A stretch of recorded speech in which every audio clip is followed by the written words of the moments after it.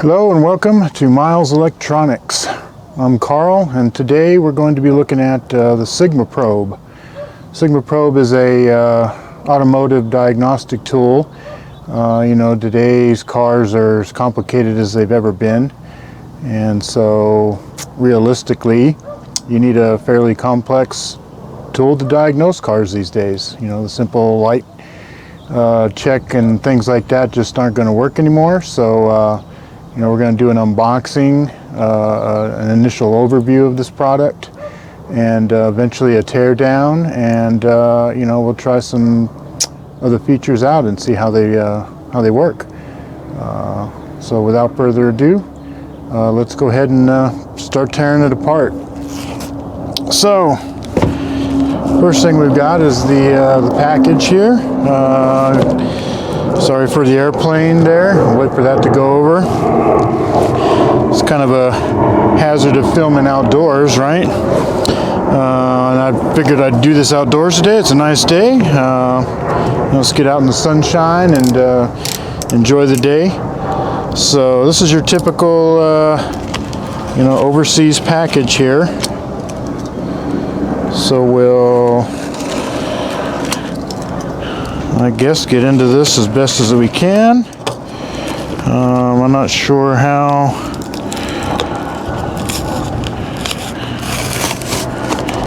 Okay, I guess that'll work.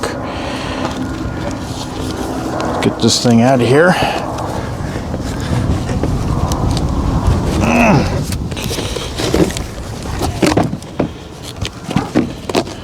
Basically double boxed.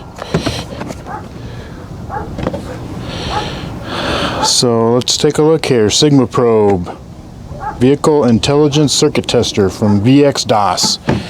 Okay, and overload protection, resistance test, short circuit protection, components activation, AC/DC voltage test, professional diagnostics. And there's a free video there, Facebook link. So it looks like the big things on here, we've got a nice LCD screen here, 2.4 inches. It'll detect volts and ohms. Smart test mode, multimeter mode. It'll do you know, voltage, resistance, diodes, opens and shorts, current and frequency. It says here it can do a relay test, a diode test. Relay test, I'm particularly interested in seeing how that goes, because that seems like an interesting feature. Has an oscilloscope test, so apparently has an oscilloscope built in. Actually has a 0 to 5 volt power supply that you can adjust, so you can output some voltage to components. Obviously, for, like it says, component activation, positive and negative test, circuit breaker protection, the current adjustable, so it must have a built-in current trip, so if you can draw power from it, it'll protect itself. And of course, multi-languages. Some specifications and parameters here. You know, it's got a 320 by 240 TFT color display. You know, 0 to 60 degrees C working temperature. Obviously can run on 12 or 24 volts. Minimum working voltage is 9, maximum is 30. 150 volts is the maximum measuring voltage it can do. Minimum measuring voltage 0.1. Resistance range is 1 to 200 kiloohms. Current range is 0 to 18 amps. And maximum continuous current is 18 amps. So it looks like it comes with this probe tip over here. Comes with a front LED light. So I guess if you're working in dim places, you can get a little extra light there. It has a green-red LED indicator. I'm not sure what that's all about, but we'll get into that. Of course, the LCD screen, the key button operation, has a speaker, has a auxiliary ground lead, power connector obviously here, and a relay test port for for testing relays. It has a hook here, so you can hook it onto something. A USB port, maybe for updates, and of course the alligator battery clip to get power to this thing. This side basically looks like the same as the other side. Nothing really on the top there, and nothing on the bottom. So let's go ahead and get this thing opened.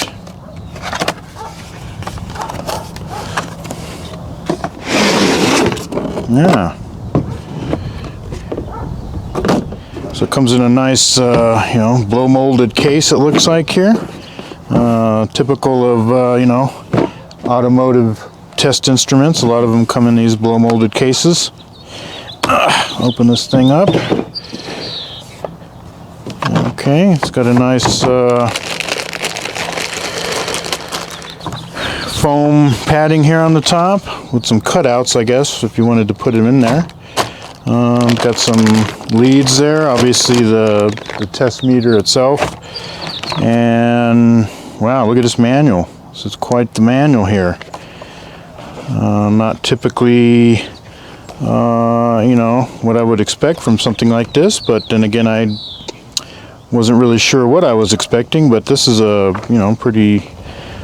pretty interesting manual.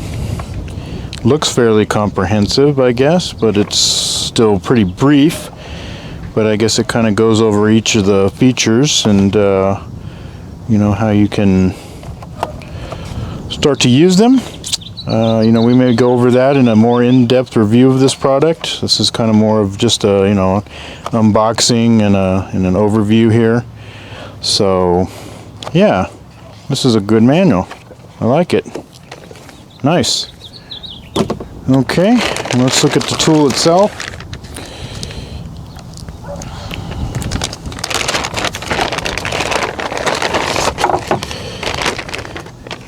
It's over here. Breezy today, but so we got the SigmaProbe here. I'm not sure if there's probably there's a covering on there.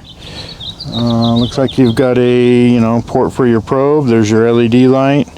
This must be the relay test port. Looks like a 3.5 millimeter jack.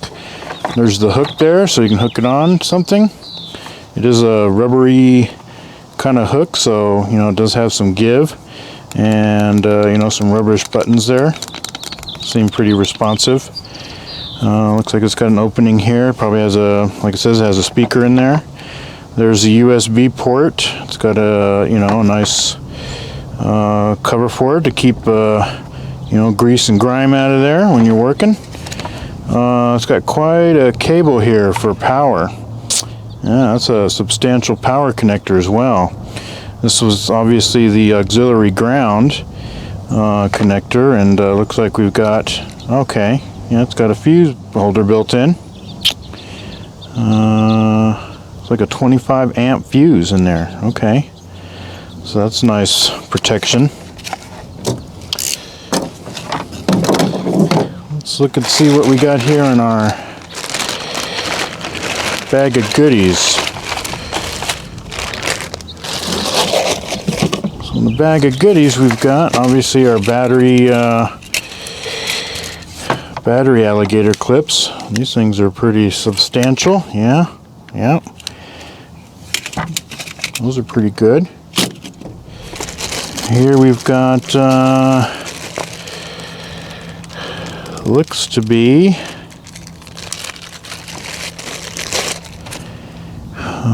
like an auxiliary port, or to get you a little further away from what you're trying to test. It would be the positive port. And in here, looks like we've got the rest. Looks like we've got a USB cable there, extension. Looks like we've got a probe. Looks like mine's a little bent, but this thing's not really that. I mean, it's easy to bend, so it's not, very, very stiff. That's interesting. And then this is obviously looks like our relay testing port cable. We'll have to try that out. This looks like our auxiliary ground port. And okay, this probe here is the one that's really solid. Okay, I gotcha. This one might be just to get into really thin connectors or something like that. All right, so overall looks like a nice product. And then I guess I'll get a battery out here, and I don't think we can really test it out here in the sunlight because you're not going to get a good view of the screen, so we'll have to do that inside. But But yeah, first impressions of it, it looks like a quality piece. I don't really have any, you know, disgruntled things to say about it. Looks like it comes apart with 4 screws. We'll have to get into it and see what it looks like inside. But yeah, okay. Well, let's power this thing up and see what the screens show, and then we'll continue on with the review. Alright, so let's pick up from where we were outside. We want to hook this thing up to a power source and you know, get some close-ups of the screens and go through the feature set that we got here. So we've got this battery connector here, and like I said, it's a pretty substantial battery connector. Obviously it's polarity or polarized, so you can't you know, plug it in backwards. And then you've got the big gator clips there to connect to, you know, any kind of automotive battery that you might have. And so we're gonna just connect it to this little 12-volt battery I got here.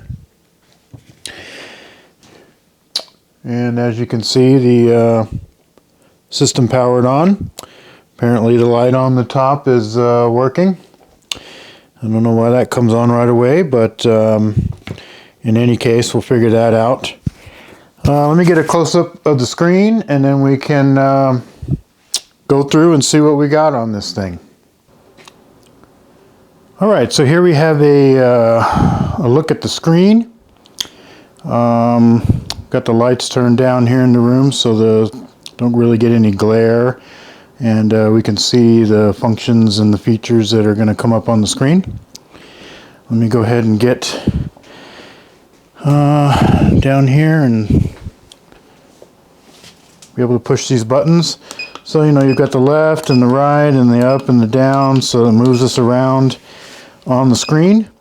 Looks like there's no extra, you know, options further left or right on the screen. It just, you know, the cursor just goes on what's on the screen currently. Obviously you can hear the beeper, so it does have you know, audible feedback.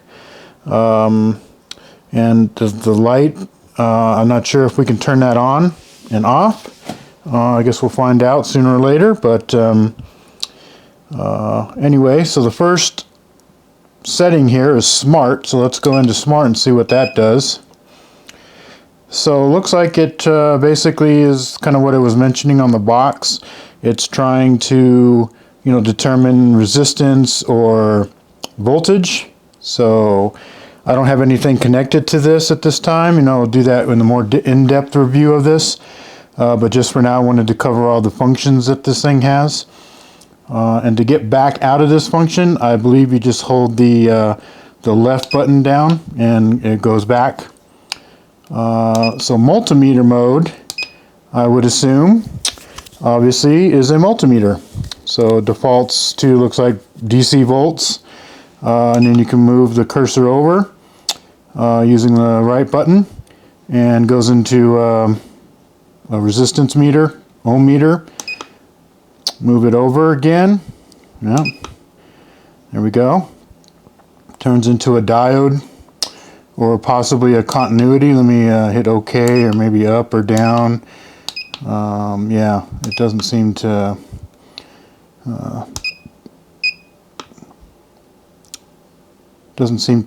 be able to pick whether it's ohms or, I mean, continuity or diode check. Maybe it just, you know, if it gets a short, it'll be a continuity check. We can check that out in, you know, the in-depth review.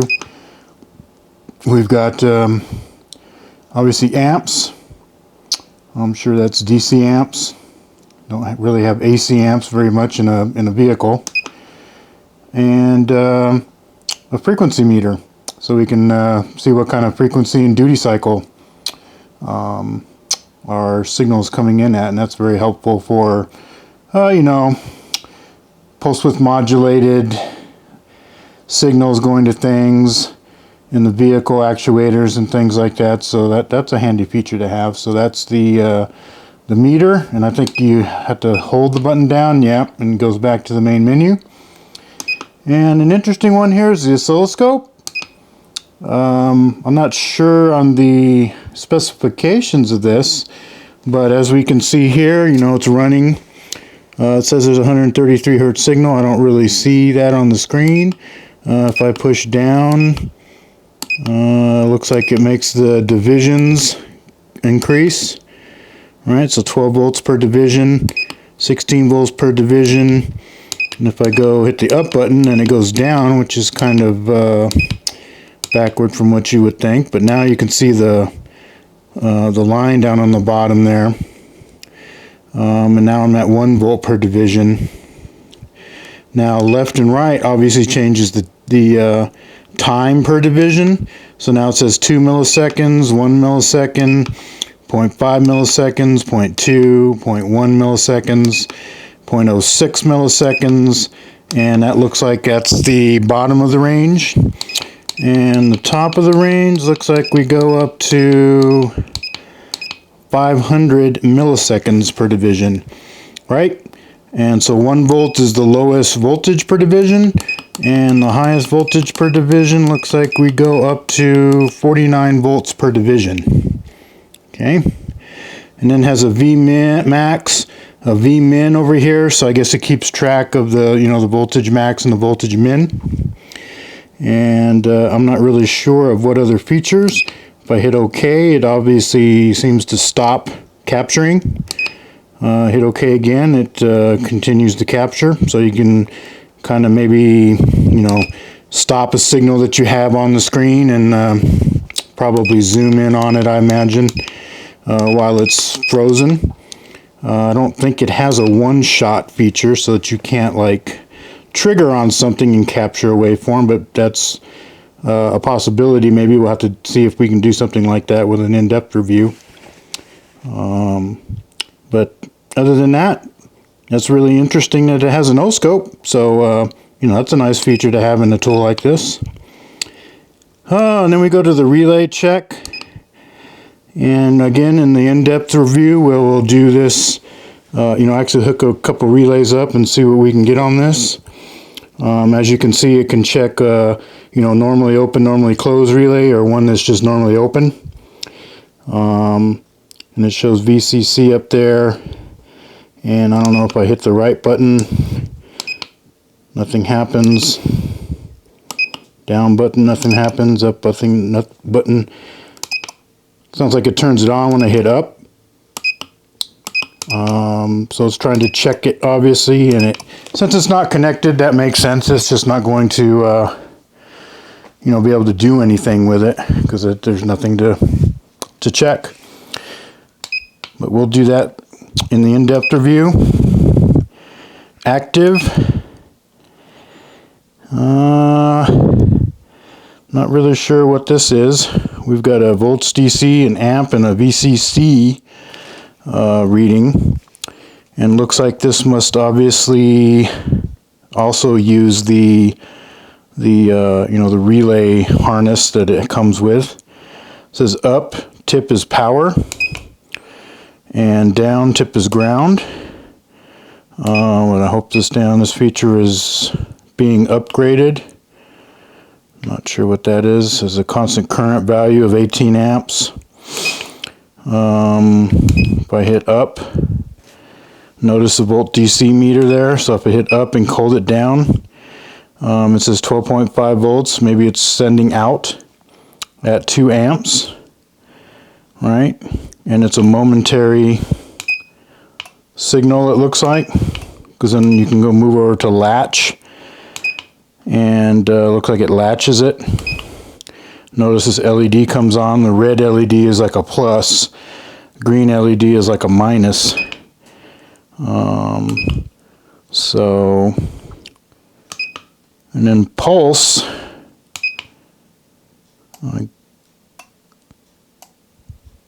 as you can hear, it's pulsing the output, right? Or you hit up to stop it. And this is obviously the current set. So it's basically will trip, you know, at what kind of amperage you set here, obviously. And looks like you can go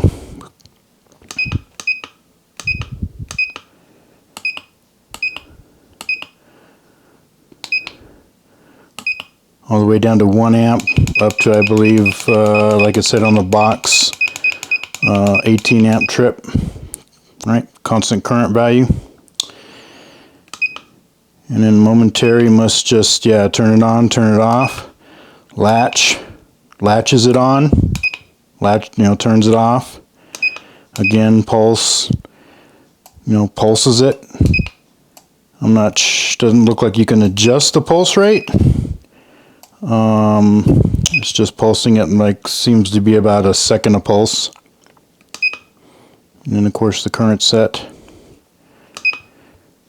Okay, that's an interesting feature there with active. So I guess that's probably maybe something for activate, right? Activate a solenoid, activate a injector, activate a light bulb, something like that.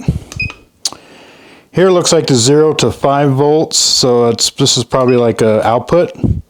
So yeah, it says voltage setting, the output voltage, so power output test, so it's putting out 2.5 volts, and it's showing that it's reading back that voltage, and as I'm pushing up, the voltage goes up, and of course 5 volts is as high as it goes. And if I hold, well, holding it doesn't really do anything.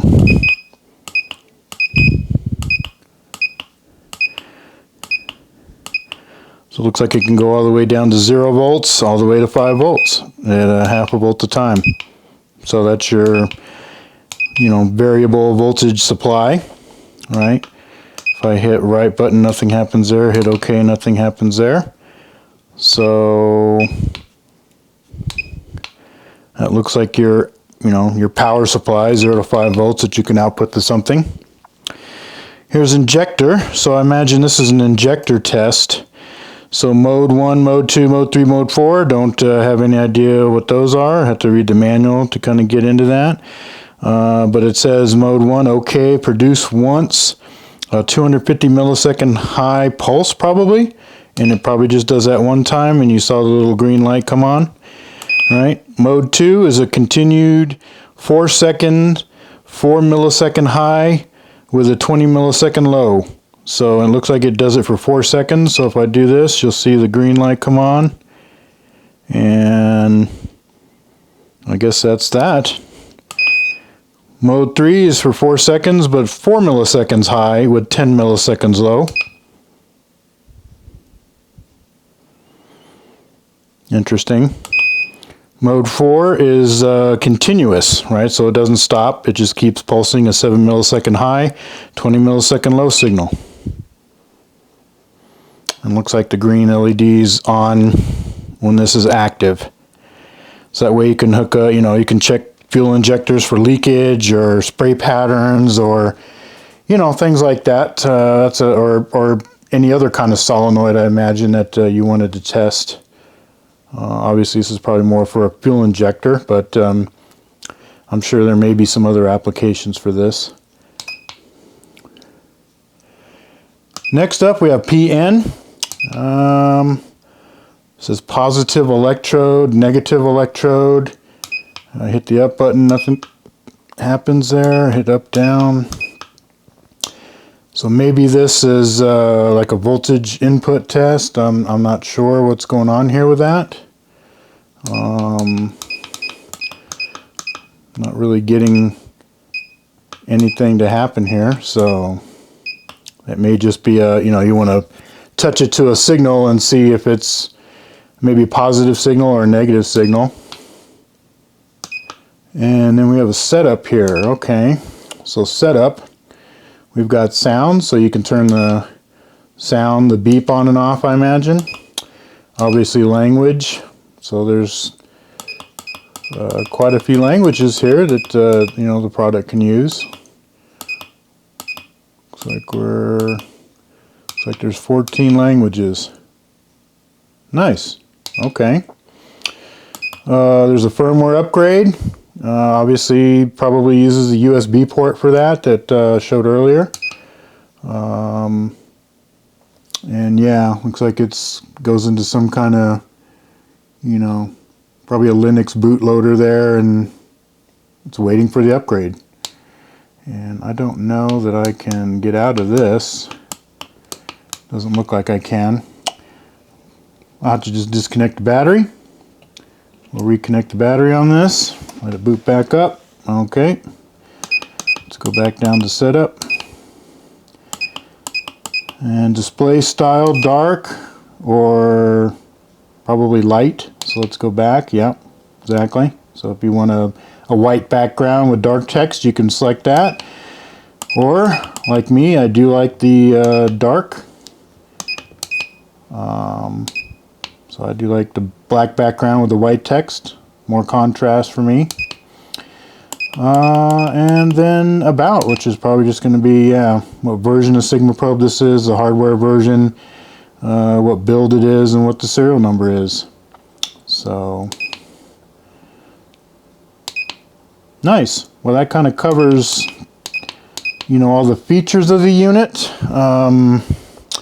Like I said, I want to do a more in-depth review and go into each of these functions individually and try them out, but you know, this initial video is more just an overview, you know, an open the box, see what's inside, what comes with the unit, and then go through all the, you know, the screens and everything like that to you know, see what functionality that we have. So yeah, so I guess, you know, it seems pretty full-featured. Certainly more so than really any other tool that I've kind of used for the automotive, you know, diagnostics. I mean, most of the time you might actually have an oscilloscope, you know, an automotive oscilloscope, or a, you know, obviously a digital multimeter. And this does seem to combine, you know, both of those functions. I'm not sure how well they, you know, work. We'll have to kind of find that out in the real review, the in-depth review. But, you know, from what I can see here, a high level, you know, it covers the bases, plus it adds in, you know, the relay check, you know, the you can activate things, which is nice, so you don't have to, you know, come up with some other equipment to activate solenoids or turn light bulbs on and off, things like that.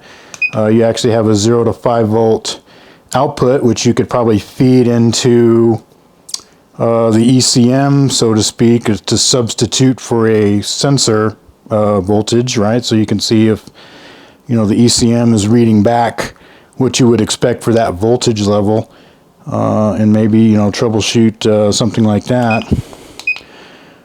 P&N, not sure what that is. We'll have to, you know, kind of look at that more in depth.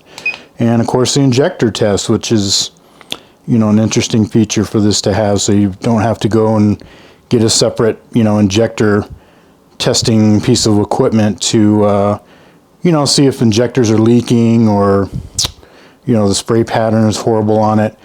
That way you don't have to, you know, take it off the vehicle, so to speak, and maybe go to the bench and do it. Or you can take this to the bench and you know, pre-check solenoids or check used ones and see and make sure that they're functional. So I mean, overall, my first impressions of the tool are very good. You know, it looks well built. I don't think you know, it really has any major flaws. It looks like the light on the top is always on. Doesn't really look like you can turn that off. It just stays on while you're working on it. I think it goes off after a certain time limit there, but other than that, yeah, I'm really so far pretty impressed with this little device here. We'll have to put it through its paces, obviously, in the in-depth review. But the final part of this initial review is I wanted to go ahead and, you know, let's take this thing apart and see what's inside, just to get an overview of that. And yeah, and then we'll wrap this review up after that. So I'll see you guys in a minute. Alright, so we're here at the final part of the initial review here, and basically kind of wanted to see what's going on inside of this unit. So, you know, let's take it apart. And as you can already see, it's already been done here. It's really easy to take apart. Basically, just 4 screws on the back. on the top cover comes off. You know, be careful though, because there are a couple of flying leads there, one that goes to the LCD screen obviously, so you'll need to disconnect that from the main board. And then there's also a connection that goes to the LED up there, which also goes to the main board, so you'll need to disconnect that before you can fully take the you know, the top cover away from the bottom. And then the board is actually kind of just snapped into the bottom. There's also a brass post that's screwed in up to the top there for the positive you know, probe. You'll have to unscrew that, and then the board can come out from the bottom assembly. But other than that, it's pretty easy to take apart. You know, no big anything special taking it apart. So let's go ahead and take a look at the board and see what we got on here. Okay, so let's take a closer look at this board that's in the SigmaProbe. This is the top of the board. The display would be right underneath, or I guess right above this in normal circumstances. You can see over here on the top, there's that's where the positive probe goes in. It's got a you know, a threaded contact up there where the brass, you know, post goes into.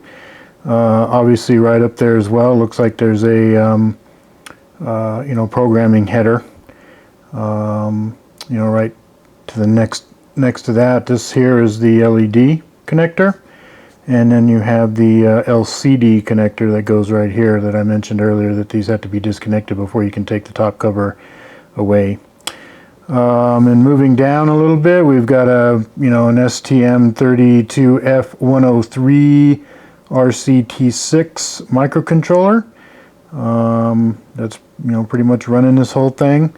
A lot of other discrete circuitry right there. There's a WinBond, you know, basically probably a programmable EEPROM there to hold settings and firmware possibly and things like that.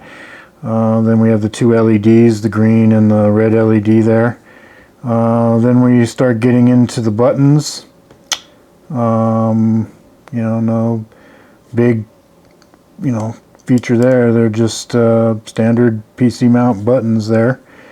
Obviously the buzzer, which is ironic because on the case the buzzer, well, where you'd think the buzzer would be coming out of is way down on the bottom of the case, and here it's over by the you know, by right next to one of the buttons there. I mean, you certainly can hear it. It's not that it, you know, it's blocking it or anything, but it's just ironic that it's in that area instead of where the vents are.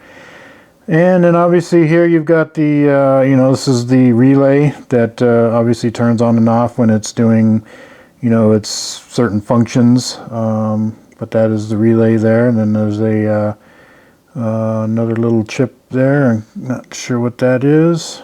28108. You know, maybe that's a driver or something for this. I wouldn't think so, but you know, or maybe some kind of current sense. Down here on the bottom we've got you know, a couple of looks like MOSFETs, switching MOSFETs. So this is where, you know, obviously the high current switching happens. And of course, you know, you've got the connectors here which go out to the you know, the outside connections. You got a good ground connection there, the VN. Those come from the battery, you know, the alligator clips.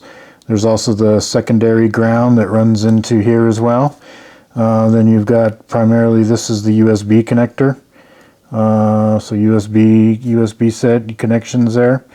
And that's it for the front of the board. You know, then we can take a look at the back of the board. So here we are looking at the back of the board. On the top we've got our 3.5 millimeter jack there for our you know, basically for the relay tests. And then there's another, you know, 4-pin chip there, which looks like the identification's been erased off of it. And nothing really much, just those are the solder connections for the LEDs going down. And then we have some interesting things down here. You know, they have the buzzer connections right there. And then we have some shunts. some pretty hefty duty shunts here that you can see, and you know, something a little concerning is there's no protection from the shunts over the, you know, circuit board parts that are right there. Granted, they're not touching, and there's a good amount of space between the two, and you know, in normal operation they probably won't be touching it, but it is just you know, always a potential concern, because that looks like a voltage regulator right there for this rest of the circuitry to run properly. So if you know, something did short out here, or one of those shunts could touch something on this board here, that could potentially cause a problem. But like I said, I mean, this is inside the case. It's not like you can touch it and push it, and you know, so I mean, yeah, overall I suppose it's fine construction. It would just be interesting for them to put some kind of, you know, protection there, although these shunts probably can potentially get fairly hot depending on how much current they're dissipating. And then you have the rest of the connections, the minus connection for the ground, the positive for, you know, VN, and your USB connection. So overall, you know, very good construction, I think, for this. I can't really see any you know, major issues with any of the construction. It's very well, you know, I think it's very well made. I don't see any bodges anywhere, or you know, any revisions or something like that that may have come later. So I mean, you know, looks like it's been a you know, tested design. So yeah, I think the internal construction, at least on the circuit board, is great, fantastic. The other thing I kind of want to look at here is the let's look at this case. And the case, you know, is just your standard. It's plastic. I mean, nothing, you know, crazy there. Like I said, 2 screws here, 2 screws here, and you know, this top piece will come out. Like I said, you'll separate it from the bottom, and then there's you know, it's kind of in this probe top area here, so you've got to kind of rock that back and forth and get that to come out. And then, like I said, you're going to have the 2 flying leads here from the display and the one from the LED. So, you know, obviously they'll be attached to the board. So the first time you take it apart, just realize, you know, don't want these 2 to fly apart, because then you might you know, rip the connector for the LCD or something like that, and that wouldn't be nice. And then the board just, you know, just sits in this this bottom section. You know, there's some snaps here and here, and you know, it's kind of held in there, obviously, with the screws once you know, the case is put together. You know, this is the hook thing, which again is, like I said, a rubberish material, so that's you know, nice to see that at least you can hook it onto something. I'm not sure how, you know, valuable that's going to be, but you know, in the construction of the plastic, you know, it's not extremely thick plastic, but then again, it's not thin plastic either. I think the plastic is of good quality. It looks you know, like it'll withstand some abuse, you know, over time. And then of course in here, the, you know, like I said, I thought the buzzer was down in this section, when obviously it's up actually by where the buttons are. And then the LCD screen is in there, and you know, it's kind of hot glued in there. Same thing with the LED is hot glued in there, which I suppose is fine. It's kind of interesting here is they have a you know, the LCD connection that comes out is kind of terminates right there. So they put a you know, an intermediary coupler here, which, you know, has a 20 pin on one side, 20 pin on the other side, and yeah, that's I've never seen one of those before. That's kind of cool. So they can get a little extra length, right, and put another FPC cable on there and get that over to the system board. But you know, other than that, you know, like I said, the LED lights in there. You know, the screen is covered by this plastic, you know, so you can't really push on the screen. The screen isn't directly exposed to you. And then of course you've got the buttons here, and you know, VX-DOS is the company selling this. And so yeah, I mean, that pretty much covers the plastic portion of the case. So overall, I guess kind of time to wrap this review up, and I just wanted to say that you know, I did buy this at a discount from the company, and you know, for a review they would potentially you know, refund my money. Like I said, I need to send the review in to them and see if they like it, and you know, so potentially just let you guys know, you know, I potentially could get this for free, but I did have to pay I don't know, probably about 3/4 of the normal price for this to get this to review. But overall, you know, like I said, with the in-depth review that will come up and go into the more details on all of the features, I really think this is a worthwhile product if you're in this kind of troubleshooting. I don't really do this kind of thing anymore. So for me, it's not so much, you know, something that I would be using very frequently. But, you know, if you're working on cars all the time, and with all the electronics in cars these days, you know, you could use the O-scope, you could, you know, the injector test is helpful. Of course, the meter is always helpful. And then, you know, you can test relays and, you know, things like that with this. So, I mean, you know, my overall opinion of it is it's a good quality tool. It comes in a nice, you know, a nice blow molded case. Just like any, you know, high-end or, you know, decent piece of automotive diagnostics equipment usually comes in those things, and that's just, you know, not really a big deal, but it's just nice to be able to store this thing somewhere in its own dedicated case that you can put in your toolbox. You know, other than that, like I said, the cable, I didn't really show the cable on this. You know, this cable here that comes out of the circuit board, you know, this is a long cable. You know, I think this is like, you know, 12 feet or 15 feet long. So, you know, that cable can really, you know, you can get some length on it and get away from, you know, get pretty far away from where you're trying to test things from and still have enough lead. So, but yeah, overall, I'm really impressed with this, and especially, like I said, the user manual is better than most, so I'll have to go check that out some more. And you know, obviously we'll take a look at this in more detail and more depth in the in-depth review. So thanks again to VXDOS for, you know, looking for reviewers of this SigmaProbe. And you know, as usual with everything YouTube, you know, subscribe, like, dislike, you know, all those things, you know what to do. And I'll put links to all this stuff down in the comments, and you know, let me know what you guys think of this. In the meantime, we'll see you next time. Bye.